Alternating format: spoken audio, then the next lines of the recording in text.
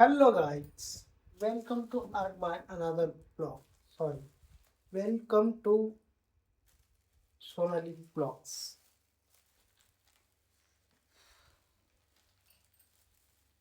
गाईस आज मी छान रेडी झाले. येलो कलरची साडी वेअर केली आहे.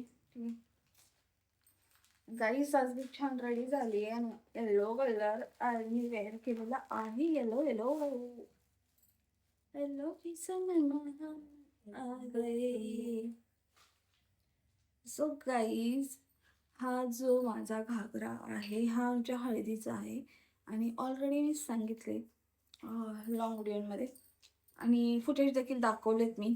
ठीक आहे, उभं वगैरे राहून मस्तपैकी फुल फुटेज दाखवलेले आहेत मी. त्यामुळे तुम्ही ते व्हिडिओ पहा, त्यामध्ये तुम्हाला दिसेल की कसा आहे काय आहे. आणि सो हा पदर बघा किती भरलेला आहे. त्याला घ्यावा लागतो असा उलटा पदर मस्तपैकी. ठीक आहे, आणि आकाजींच्या चॉईसचा होता हा.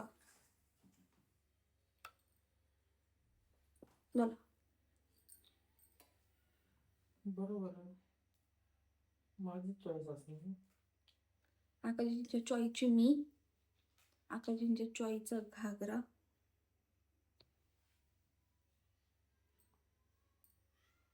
आकाजींच्या चॉईसचं मंगळसूत्र,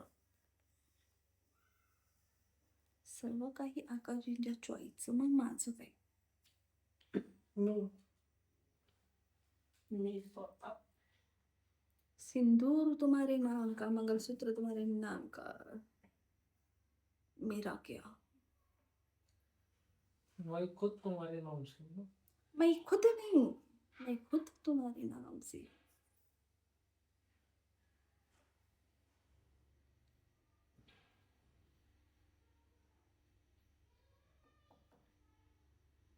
तर जायचं किचनमध्ये. किचनमध्ये गेल्यानंतर स्वयंपाक काय बनवायचा इथून जी सुरुवात आहे.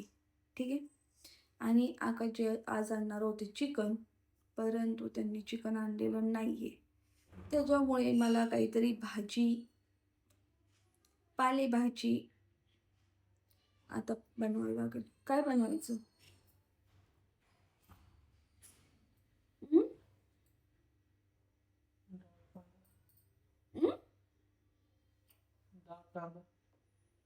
ओ हुशार, आम्ही दुपारी डाळ भात खाल्लाय.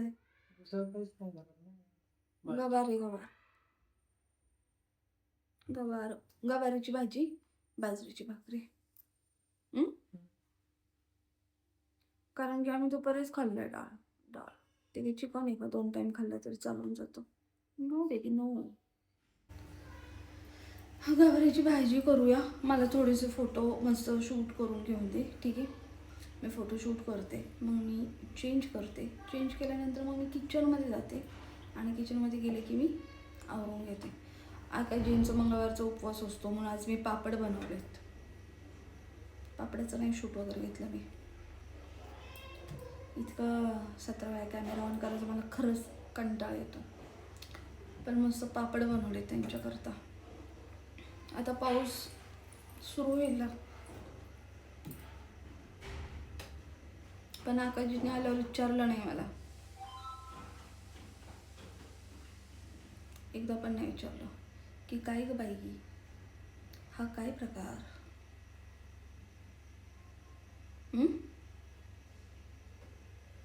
अजूनही काही विचारलेलं नाही.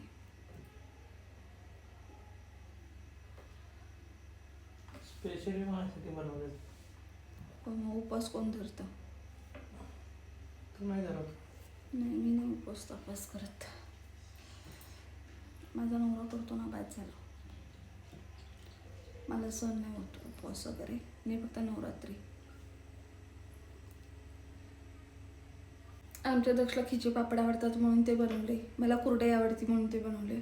आता आकाजी उपवास धरतील ना, मग ते शक्यतो साबुदाणाची खिचडी वगैरे असं काही खात नाही. त्याच्यामुळे मग थोडंसं दुपारचं त्यांना शेंगदाणे, मिरची, हिरवी मिरची, शेंगदाणे आणि पापड असं थोडंफार तळून दिलं ना की त्यांचं होऊन जातं. मग संध्याकाळी स्वयंपाक करायचा लवकर. वरण भात वगैरे, मेथीची भाजी असा नैवेद्य करायचा. कारण की संकल्पाचे त्यांचे उपवास असतात. त्याच्यामुळे शक्यतो असं बाहेरचं काही खात नाही. दही दूध वगैरे असं चालतं. त्या हिशोबाने केलेत पापड आज पुन्हा. जास्त नाही केले, 2.5 किलोचे असतील, नाही 3 किलो, 3.5 किलो ना. 3-3.5 किलोचे असतील. 3 किलो तर बटाटाच होता. साबुदाणा असेल काही तो असेल. बटाटा साबुदाण्याची चकली बनवली, ओली आहे. आता उद्या मस्त तिला उन्हात सुकवायची. आज फॅन खाली सुकवली. आता उद्या तिला सुकवायची मस्तपैकी, काही टेन्शन नाही. मग चला मी आवरते, आपण भेटूया किचनमध्ये, ठीक आहे. So tata bye bye, take care, love you. Continue करा, ठीक आहे. आणि गाईस आता मी तुम्हाला किचनचं नाही दाखवते, बिकॉज आकाशजी म्हटले की मी सोयाबीनची भाजी बनवतो, त्यामुळे ते गेले होते भाजी बनवायला. माझ्याकडे बराच वेळ होता, मग म्हटलं आता काही करावं त्या वेळामध्ये. मग दुपारी केलेले काही पापड होते आणि काल परवा केलेले काही पापड होते. सो ते पापड मग मी भरून ठेवत होते. जे छान सुकलेत पापड ते एका पॉलिथिनमध्ये मी पॅक करणार आणि मग डब्यामध्ये भरून ठेवणार. मी तेलाचा अजिबात वापर करत नाही, त्यामुळे पॉलिथिनमध्ये ठेवलं तरी पण काही फरक पडत नाही. बट एका पिंपामध्ये, मोठ्या पिंपामध्ये मग सरासून सर्व पापड एकत्र बसून जातात. सो वेगवेगळ्या पॉलिथिनमध्ये भरण्याचं काम सुरू आहे आता सध्या. आणि तांदळाचे खिचे पापड केले होते मी. सो काही पापडामध्ये जिरं घातलं होतं आणि काही पापडामध्ये तीळ घातलेलं होतं. आमच्याकडे तसेच पापड बनवतात, सो मी देखील तसेच पापड बनवते. आणि आता हे तांदळाचे छान पापड कडकडीत उन्हामध्ये वाळवून मी ठेवलेत. सुरुवातीला मी घरामध्येच वाळवते आणि मग दुसऱ्या तिसऱ्या दिवशी मी कडकडीत उन्हामध्ये त्यांना छान वाळवते. कारण की आमच्या इथे ना बऱ्याच मांजरी आहेत, त्यामुळे मी शक्यतो ओले पापड बाहेर टाकायला अजिबात जात नाही. सुकलेले पापड मग दारामध्ये ठेवले ना चेअरवरती आणि मग येता जाता जरी लक्ष ठेवलं तरी काही प्रॉब्लेम येत नाही. परंतु ओले पापड वाळायला घालायचे 24 तास, ते मीन्स 7-8 तास का होईना पण लक्ष द्यावं लागतं. आणि मग कंटिन्यू इतकं लक्ष राहत नाही. त्यामध्ये मांजरी बऱ्याच असल्यामुळं मला प्रचंड घाण वाटते त्या गोष्टीची.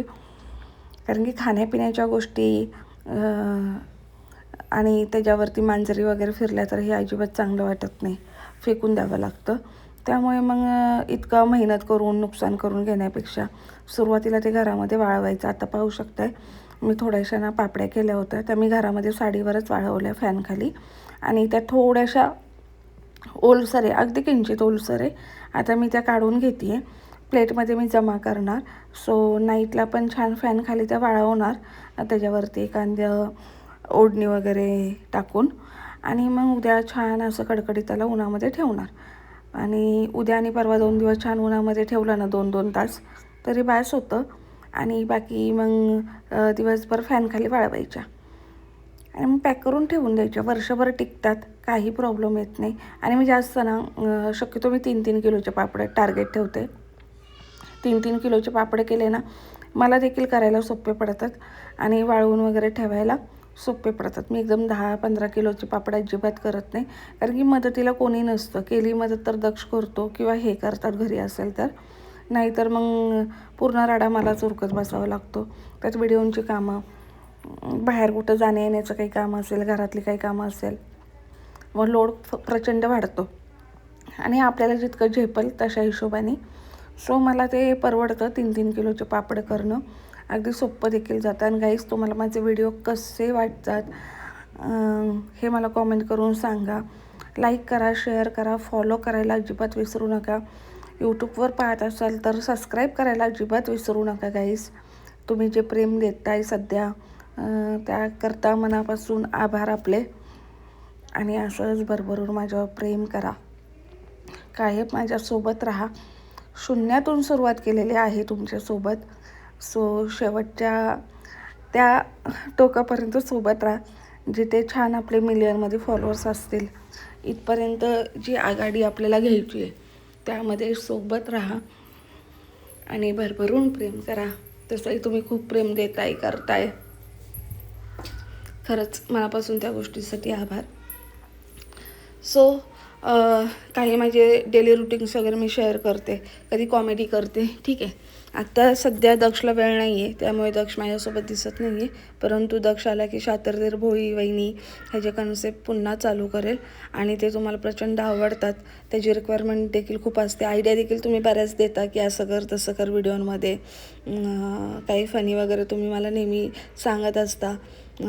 त्यामुळे ना बरेच आता डोक्यामध्ये थॉट आहेत. बरेच तसे कॉमेंट आलेले आहेत की हे कर ते कर कंटेंटमध्ये काहीतरी. सो कॉमेडी बरंच काही तुम्ही सुचवलेलं आहे आणि ते लवकरात लवकर तुमच्यासोबत प्रेझेंट करेलच, शेअर करेलच. So take care, bye, love you.